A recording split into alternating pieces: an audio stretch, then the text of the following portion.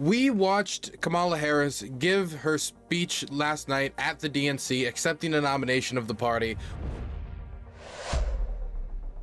We were quiet mostly throughout it, tried to be respectful, tried to take in what she was saying, and it seemed the speech was mostly focused on selling Kamala to the public and her background, because most people don't know about her personal life, who her father, who her mother is. You know, she's not grounded anywhere, and we needed to ground her, or at least the people who want her to win, needed her to be grounded for the American public, because some people can't really vote for someone if you don't really know them. And people have had 9 years to get to know Donald Trump. In the last 3.5 years, most of them have gotten to know President Biden, but none of them have really gotten to know, or not much of them, Kamala Harris. She just hasn't been the center of attention. That's just not the vice president's role. I mean, she could have been built up better, but, you know, that time has come and gone. So she spent a lot of time here, and the same is true with Tim Walz as well, building up herself and who she is and her identity. She did get some time in there to throw pot shots at Trump, but there was also time allocated to trying to push forward a positive agenda, define the themes of her campaign, joy, etc. But most of it was not centered on Trump. There was certainly a good section of it, maybe 20 to 25% that was centered on Trump. But most of it was not. It was introducing her to the public. And recent polling data seems to indicate that, you know, it's actually doing quite well for Kamala. You know, ever since she's jumped in, not only have they eliminated the lead that Donald Trump had in the polls, she's now gotten her own lead, a lead that exceeds the 3% aggregate high that Donald Trump had post-June debate and around the Trump assassination. Post-DNC, we've gotten to an aggregate of plus 4%, going outside the margin of error. Now, this might continue to climb. Maybe it climbs to 4.5, maybe it climbs to 5%. Around this time in 2020, Biden was 8, so you might feel bullish right now. But just to remind you guys, you know, this election has had many ebbs and flows, and 3 to 4% is still within striking range, certainly still within striking range. But with Kamala taking the lead, not only in polling, but in fundraising, when she clearly has the momentum, and now there's this big DNC event. Oh gosh, Trump has to do something to, you know, put some counter fire in the mix. And this Truth Social, I guess you could say, extravaganza was his counter fire. Not much, but there was some counter fire. So let's go through these reactions that Donald Trump put forward to Kamala Harris's speech as it was going on. I'm getting ready to be fair, but critical of Comrade Kamala Harris. He's really sticking with Comrade Kamala. First it was laughing Kamala, didn't really work. Could have gone for cackling Kamala, but he missed it. I mean, he didn't even hit the rim. Terrible. But now he's with Comrade Kamala. Maybe he'll switch it over to Commie Kamala. Maybe there'll be some alliteration of it. But honestly, I don't think this hits that hard. But it's his attack. He's stuck with it so far. My play-by-play will be on Truth Social starting soon. He's not going back to Twitter, is he? I don't think he is. We've assembled a small group of people, great patriots all, and we're currently watching her puff piece. Here she comes into the arena.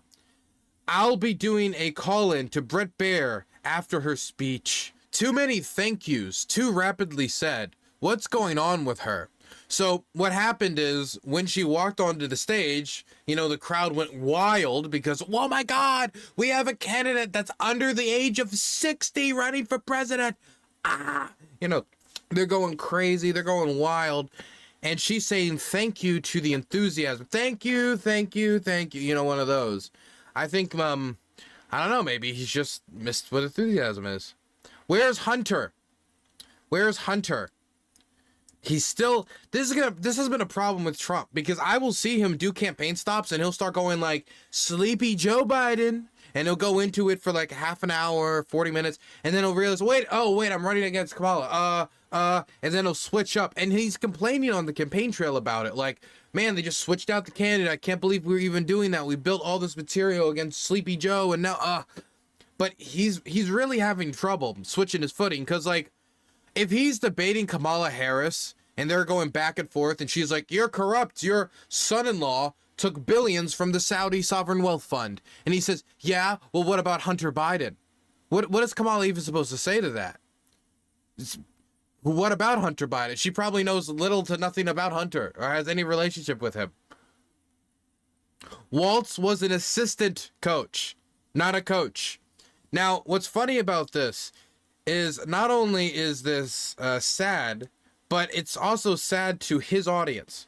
If you know anything about football, an assistant coach is a coach. If you say that they aren't a coach, then you're saying defensive coaches are not coaches, offensive coaches are not coaches, that there's only like one mega coach and he's got like all of the plans in his head. No, there's multiple types of coaches. Being an assistant coach, being a defensive coach is also being a football coach. I mean, Donald Trump can always go out there and try to coach a team, you know, maybe with the XFL, see how it goes. A lot of talk about her childhood. We've got to get to the border, inflation and crime. Then he posts some percentage memes. Kamala's biography won't lower prices at grocery stores or the pump. She talked about the rule of law, but a border czar, she allowed 20 million people into our country, many of them criminals, who are maiming and killing our people. Okay, so first off, when they say she allowed 20 million, that makes it sound like she had this like allow them in button in her office and she just kept pressing it. Number two, it also suggests that she had complete control of the border. It was one of the issues that she had to manage for the presidency, but she didn't. So the idea that she could have by her lonesome stemmed the tide of those many people, or that she had a choice on whether they came in or came out, I think that's kind of silly. And this is also the problem. It's going to be hard to tie a lot of decisions directly to Kamala because Kamala was VP. You can tie them partially to Kamala, but even as within the capacity of VP, how can you say that she allowed 20 million people into the country? As for them being criminals and maiming and killing people, while I'm sure that there were criminals that came in, the vast majority of undocumented people do not engage in violent crime, do not engage in killing. In fact, the crime rates for undocumented people are actually lower than for those who are naturalized or native-born citizens. This includes violent crime like killing. Now, I'm sure things like identity theft and social security fraud and stuff like that, it would probably vary depending on the type of crime, considering, the problems that the subcategory of the population faces. But this is just fear-mongering. I mean, I'm just going to call it what it is fear-mongering. Not that you shouldn't have a strong border, it's fear-mongering to pretend that everybody crossing the border at night is coming with a battle axe and they're Jason Voorhees. Why didn't she do something about the things which she complains? The chaos and calamity is allowing our country to be infiltrated by millions of criminals, peacefully and patriotically. These prosecutions were all started by her and Biden against their political opponent, me. This is in response to her saying hey, my opponent is a felon and criminal. She paid, this is all caps, he's not happy. She paid and raised bail to get violent rioters in Minnesota out of jail. Tim Walz let Minnesota burn. Kamala Harris bailed out the ones who lit the matches. You know what? I don't want to go through these too quickly, and I want to get through these quickly, and I don't want to just get hung up or anything. But can we get Donald Trump talks to Tim Walz protests? I want to show you some audio. I don't know if you've ever heard this audio before. There's audio of a call that Tim Walz and Donald Trump had in reference to the Minnesota protests. We now Here have it is. David Pakman coming in with the W, non-biased source.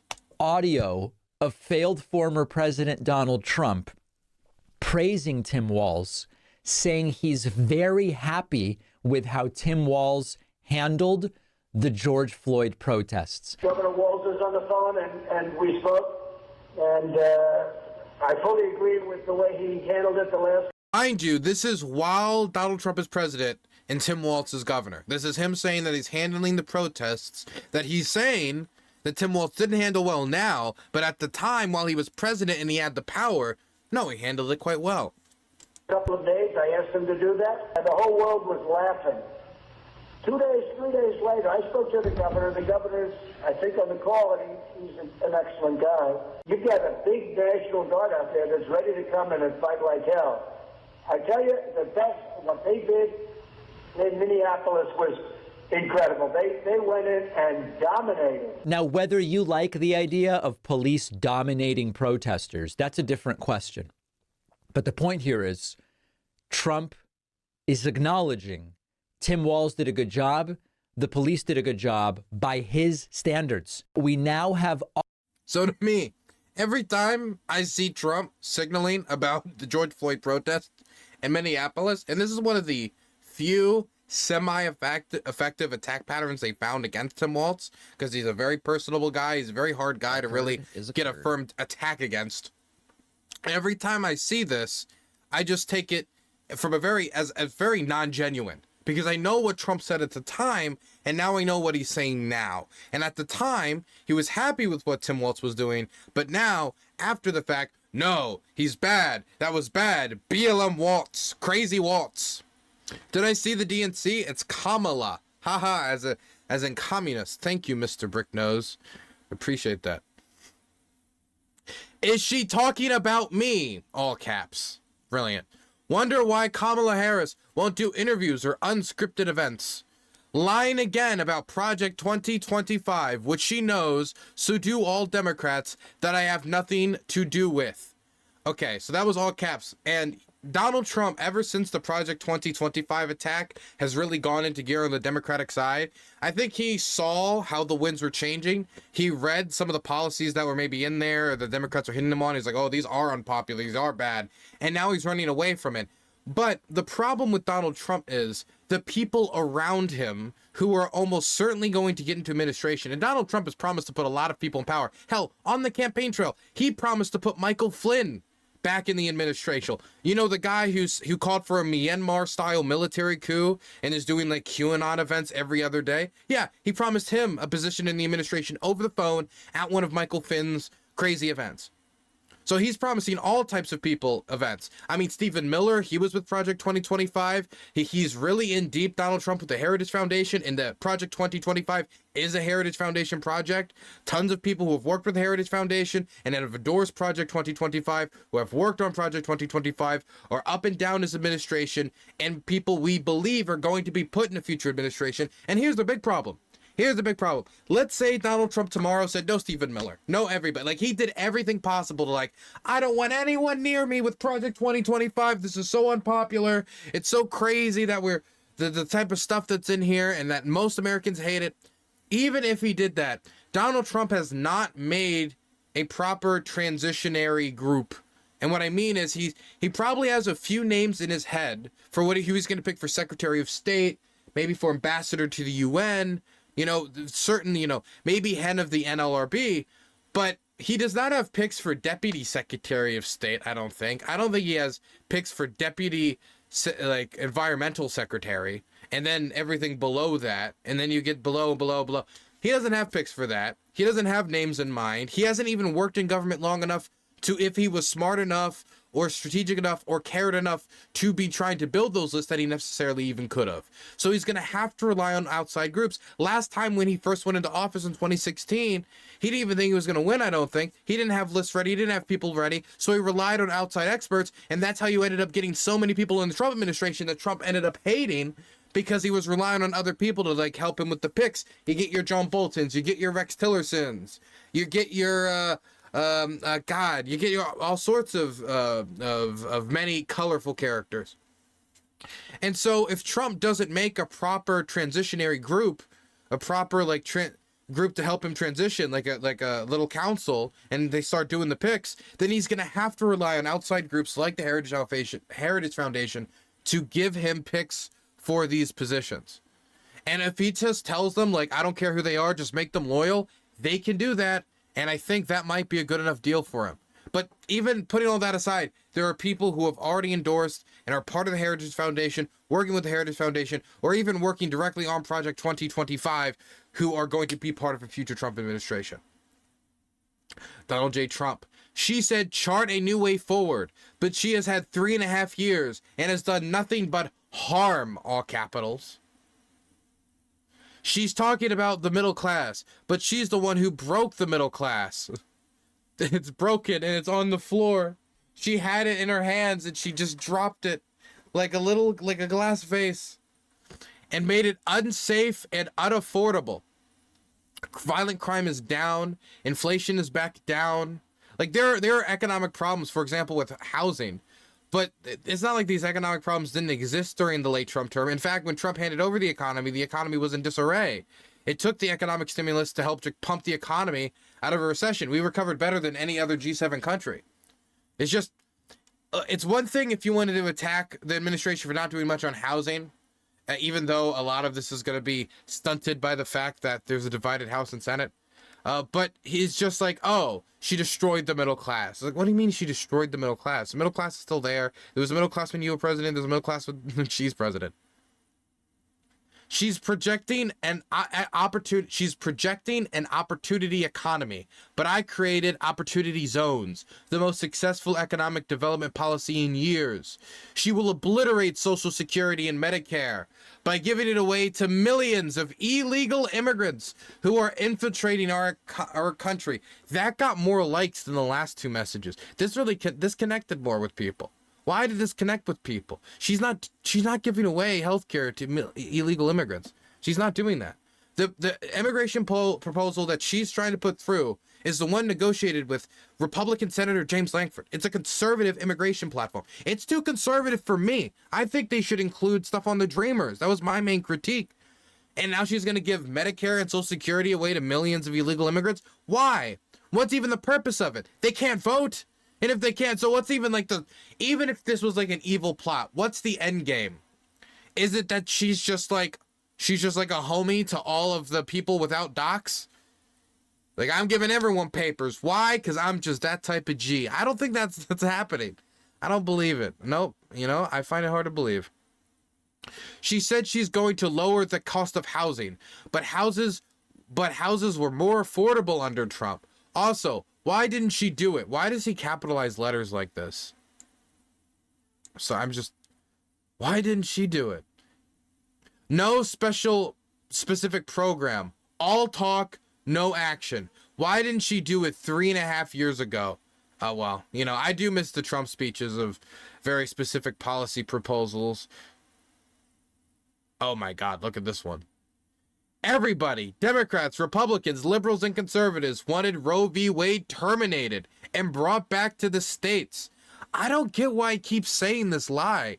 Nobody believes this. Who believes this? Who believes that Nancy Pelosi was in the bleachers like, oh, I can't wait to get rid of Roe v. Wade. Hillary Clinton was like, that dastardly Trump stopping me from getting Roe v. Wade and throwing it out the window. I've always wanted to get rid of Roe v. Wade. Biden on the campaign trail. I promise America there will be no more Roe v. Wade and abortions. No, that didn't happen. It didn't happen. I don't know why I keep saying it. This is quite literally trying to form his own reality. This is him doing like a rain dance, hoping that it'll somehow form into people just misremembering, oh yeah, I guess maybe Biden was in favor of getting rid of Roe v. Wade. Actually, yeah, I remember Hillary was actually, she was, she was protesting against Roe v. Wade. Oh yeah, no, I don't, it's just complete hogwash. How can he say this and then have no shame? A man without shame. And that is a dangerous political figure, a man with no shame. Like Ronald Reagan and myself, they could say a lot of things about Mitt Romney. I would not vote for the man. But at least he had shame. I read his memoirs about the deep guilt he felt with every political failure. Donald Trump will just pump this out and then no shame, just pump out 20 more lies on top of it. All to just be see, everybody wanted Roe v. Wade gone. Nobody believes this. Most Americans didn't want it gone, and he can just straight face look at the camera. Almost everyone wanted it gone. And it has zero impact on the polls. That's just, after 9 years of Trumpisms, this is where we are. Like Ronald Reagan and myself, most believed in exceptions. Now that people are voting, which is the way it's supposed to be, I do not limit access to birth control or IFV. That is a lie. There are also all false stories that she's making up. It's in Project 2025. I've never heard of. It's just words coming out of her mouth. I trust women also, and I will keep women safe. She won't, because the invasion of our country at our open border is destroying the lives of women, and the families and jobs of African Americans and Hispanics. The open border. The thing is, again, this is another issue where I feel maybe some genuine like emotion here, or genuine like a policy disagreement. If there was not an immigration deal that was proposed, that was agreed to, most of the people in the Senate would have gotten a majority in the House, and Trump killed it. Trump killed it because he wanted immigration to still be an issue. The Ukraine stuff, I mean, they were said, hey, if you want a Ukraine deal, if you want Ukraine aid, give us a border deal. Here's a border deal. We negotiated it with James Langford of all people. Okay, well, sounds good. Trump goes in, shoots it dead like Gold Yeller. And then comes out, says, oh my God, open border. For me, it's not that I don't think Trump would try to move on this issue, is that I think he'd only move on this issue if he thinks it can help him. He's like, you guys remember The Incredibles? The villain in The Incredibles? How he like made these horrible monster machines to like destroy the city so he could go in and save it. Like, if he's not there to save it, he doesn't care. If the monster is only a device by which to gain more popularity and support. Eliminating the monster in and of itself is not the goal. At least if it was, then he would have accepted the immigration compromise for now, and then be like, okay, we'll just implement everything else once I get elected. Hey guys, look, they're more strict on the border. Maybe we should be even more strict on the border. It's worked so far. That would be if you genuinely wanted policy solutions, and that was your main goal. She wants to spend all our money on illegal immigrants. There's not even like it's gonna be, they're gonna suit the Social Security fraud plan. It's just all of our money. She's gonna take our money. She's gonna put it in a big sack. She's gonna find the illegal. She's gonna say, hey, hombre, and she's just gonna. I gotta get to these hombre like money bag give outs. They seem profitable. The border bill is one of the worst ever written. Would have allowed millions of people into our country. But the problem is, Trump says that millions of people are going into the country right now. So the border bill wouldn't have stopped everybody from going into the country, but it would have lowered the amount of people. So if you're like, it's like, this car is supposed to be able to go 80, and this fix only makes it so it can go 60, but it's going 40 now. Okay, we'll do the fix to get it to 60, and then later you'll do more fixes to get it to 80 if you get what you want, if you get more money to invest in the car. But just leaving it at 40 when your main issue is speed, like it doesn't seem like you really care about speed. If it doesn't make any sense to me. Continuing. She just called to give all illegal citizenship. Say goodbye to the USA. She is a radical Marxist. NATO wasn't paying their bills. Almost every country was delinquent. When I said, like, why did he capitalize country and whatever? When I said, if you don't pay, we're out. The United States is tired of being a sucker. The money came in rolling in by the billions. And I saved NATO. No, funnily enough, the Russians, by invading Ukraine, kind of saved NATO. We've talked about this before. I don't want to get into it again. Russia/Ukraine would have never started if I were president. Really? It never would have started. My God. He was doing like special time machine technology to take us back to the past, to stop Igor Girkin from going into Crimea, to stop the FSB agents. He was going back to Yaroslav the Wise and beating him up on a stupid horse. Oh my God. She hates Israel. Wouldn't even show up to Congress for Netanyahu's session. Dude, they wouldn't even allow even like Palestinian-ish figurehead to speak at the DNC out of fear of appearing semi-anti-Israel. What do they mean that she hates Israel? Hates Israel. She's part of an administration still giving Israel aid. How do you give a country aid and hate it? Anyway. She caused the attack on October 7th. Iran was broke. Didn't have the money. Kamala Harris caused October 7th. I never knew that. I thought it was Hamas. I would have maybe said Netanyahu's security failures. The fact that they didn't have enough soldiers down south. Maybe it had to do with a lack of quick response and not listening to Egyptian intelligence that was warning the Israelis. But no, it was Kamala Harris, who has to deal with a million other roles as vice president, namely being vice president of the United States, not vice president of Israel. She's not stationed in Tel Aviv. She's stationed in Washington, D.C., and it's her fault that Hamas did October. Okay, I had no clue. Okay, well, good to know that anything that happens while you are president, it is the person in office's fault. Always. That's just how it is. Like there could be a terror attack in Japan, and it's because America showed weakness. There's just nothing else going on in the local arena.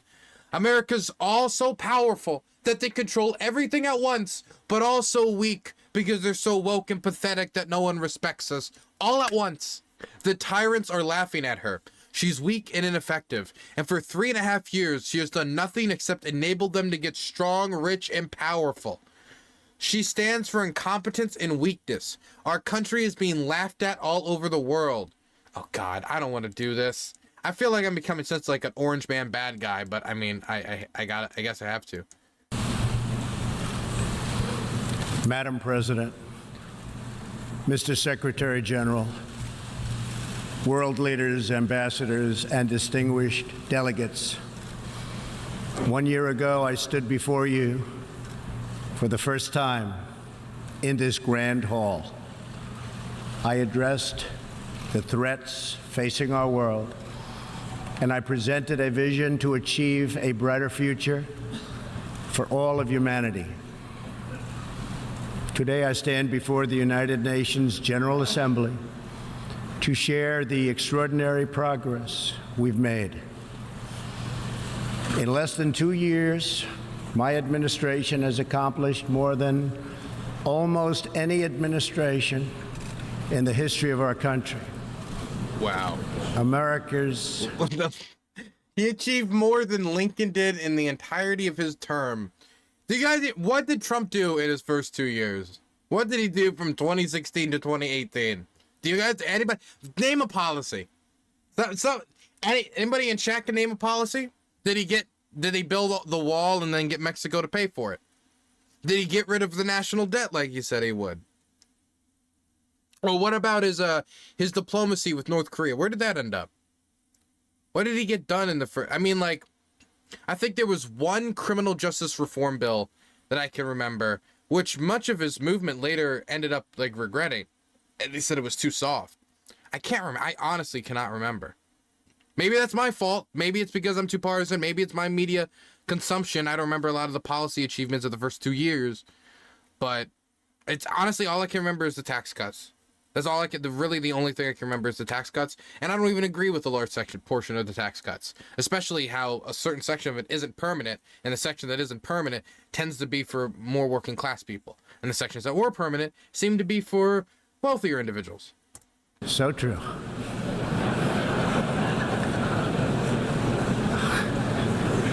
Didn't expect that reaction, but that's okay.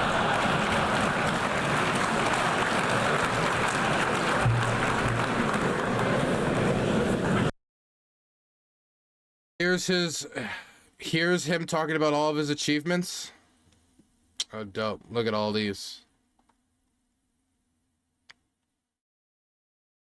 Holy shit. Is this a list of everything that happened in in America in 2 years, or is this a list of like policies he implemented? Because like if you're like, hey, look at these economic indicators in the first 2 years I was president, it's like, okay, that could be you, or it could just be you're president of the United States and then like how much of Bill Clinton's economic growth was Bill Clinton and how much of it was .com, right? Like because you could sit in office, do nothing, and be like, I'm the no do nothing president, and be like, look how great do nothing was. And point is, like, how much of this is actual policy? See, these are GDP, job growth.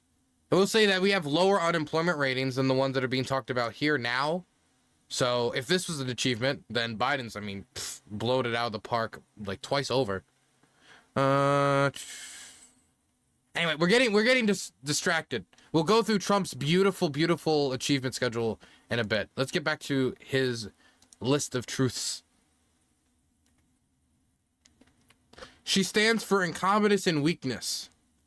She talks about other countries' borders, but not about our borders. You were just complaining about her comments about the border just like 4 or 5 truths ago. I feel so silly saying truths. She's done nothing for 3.5 years but talk, and that's what she's doing tonight. She's complaining about everything but doing nothing. She should leave the speech right now. Go to Washington, D.C. Close the border. Yeah, just go there. She needs to get the staff. She needs to get the mighty president's staff. Stand and go, no more immigrants. No more immigrants. And then they stop. And then they stop. They stop coming. You don't need to like hire border guards or hire immigration judges or invest in fentanyl detecting technology. You just need to go there and simply close the border. There's no international laws around asylum seekers or anything. You just simply go there and Gandalf it. Okay. Okay.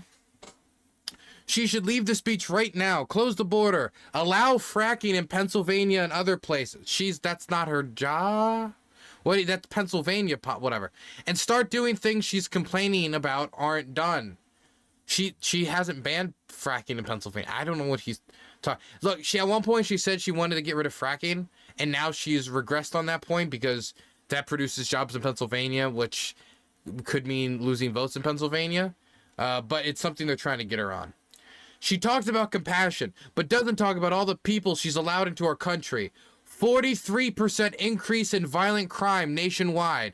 This is just not true. 60% increase in rape. Again, it is not true. She's the border czar. Crime has gone through the roof. She cheated on jobs. 818,000 to make our country look like it's thriving. Inflation is killing us. Then he posts an attack ad. Kamala Harris was given one important job as vice president. And then she has lied us into a failing nation status.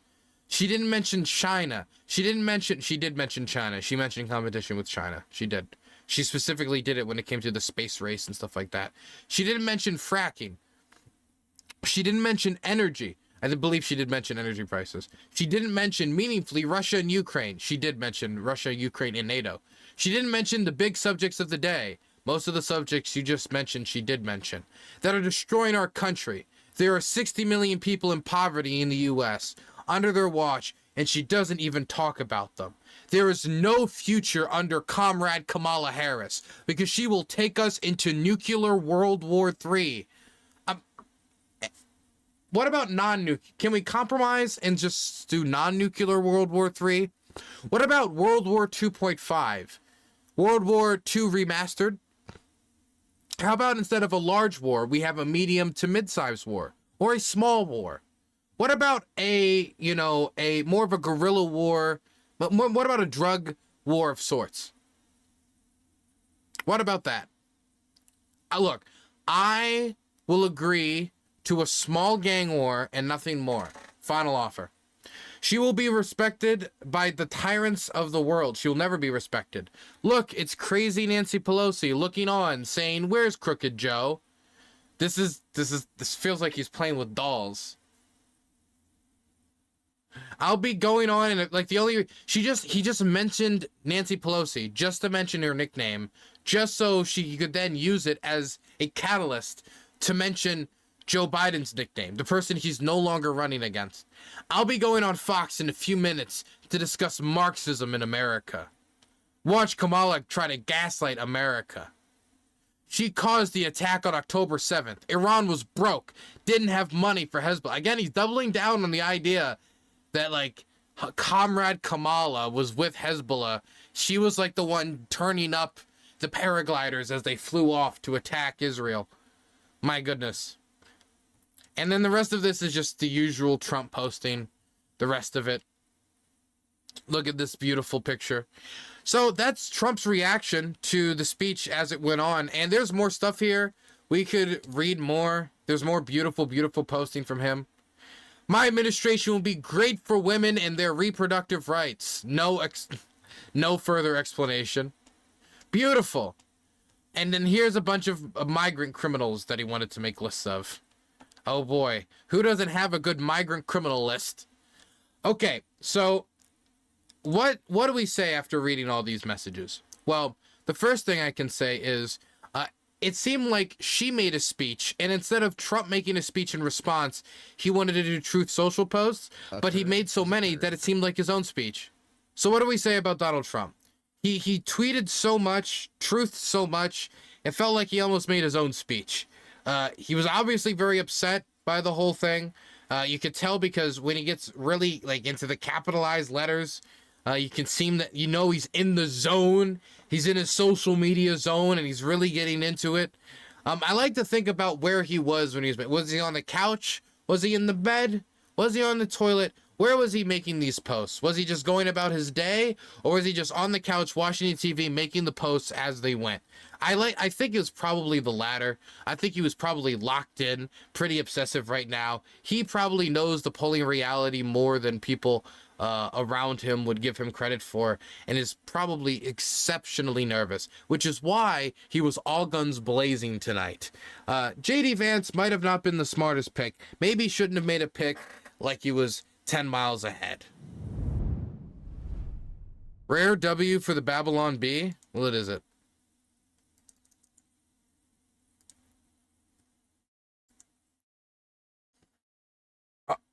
Trump adds a Kennedy and hopes he will draw all the sniper fire.